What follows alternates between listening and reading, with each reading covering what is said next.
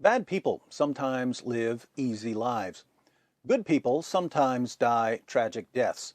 But what happens when a man who claims to speak for God dies in precisely the way God says he'll die if he invents a false revelation? Let's find out.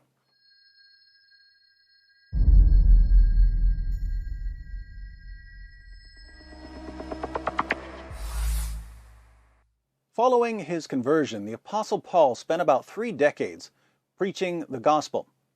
During that time, there were numerous plots to kill him. The Romans eventually succeeded in the mid-60s AD.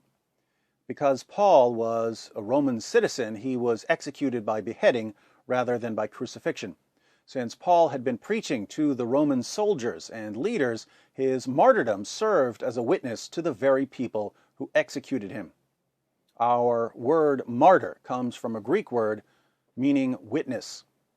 So Paul died an honorable death as a martyr. How did Muhammad die?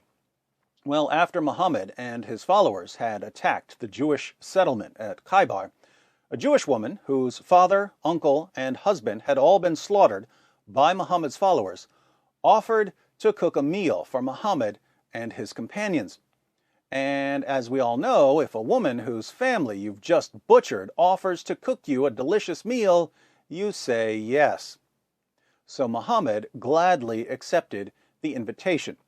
The woman poisoned the roasted lamb she was serving. One of Muhammad's companions died from the poison. Muhammad spit the food out and survived, but the poison did some sort of internal damage that led to ongoing medical problems.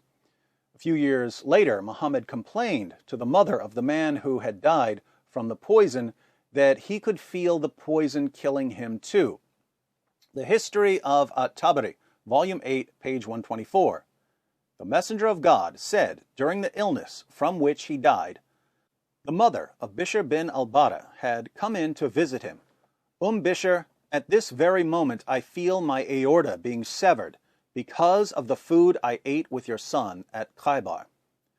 Muhammad felt his aorta being severed because of the food he ate at Khaybar. He said the same thing to Aisha as he was dying. Sahih al-Bukhari 44:28. The Prophet, in his ailment in which he died, used to say, "O Aisha, I still feel the pain caused by the food I ate at Khaybar, and at this time I feel as if my aorta is being cut from that poison."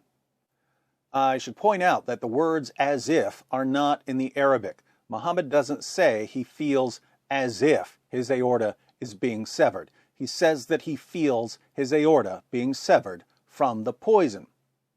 Why are these references to Muhammad feeling his aorta being severed significant if we are examining the manner of his death? Well, in the Quran, Allah tells us how he would kill Muhammad if Muhammad ever forged a revelation. Let's read 3 translations of Surah 69, verses 44 to 46, to see how Allah would kill Muhammad for inventing revelations. Hilali Khan, and if he, Muhammad, had forged a false saying concerning us, we surely should have seized him by his right hand, or with power and might, and then certainly should have cut off his life artery, and, in parentheses, the translators add, aorta.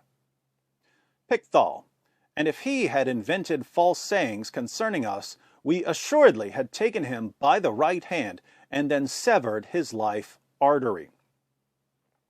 M.H. Shakir, and if he had fabricated against us some of the sayings, we would certainly have seized him by the right hand, then we would certainly have cut off his aorta. What did Allah say that the penalty would be for fabricating revelations? He said that the penalty would be cutting off Muhammad's aorta. And what did Muhammad himself say that the poison had done to him? He said that it had cut off his aorta.